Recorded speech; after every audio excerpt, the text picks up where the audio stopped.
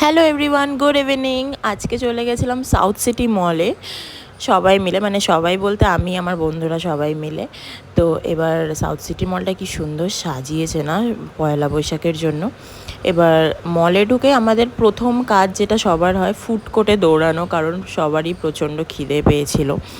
তো আমরা ফুড কোর্টে ঢুকে ডিসাইড করছিলাম কি খাবো।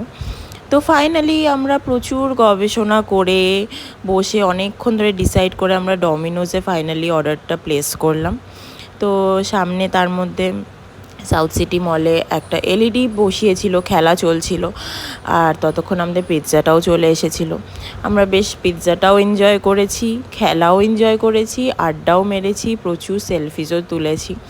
এবার এসব কমপ্লিট করে আমরা সবাই চলে গেলাম প্যান্টালুন্সে, কারণ সামনে পয়লা বৈশাখ, সবাই জানো, সবাই নিশ্চয়ই টুকটাক কেনাকাটা করছো, আমরাও কিছু নিজেদের জন্য শপিং করলাম। করার পর ফাইনালি অনেকটা লেট হয়ে গেছিলো, নিচে এসে দেখি এত সুন্দর সাজিয়েছে না পয়লা বৈশাখের জন্য, ভেতরটা প্রথমে ক্যাপচারই করা হয়নি।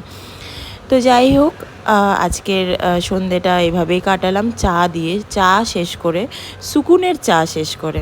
কেমন লাগলো ভিডিওটা অবশ্যই কমেন্ট করে জানিও।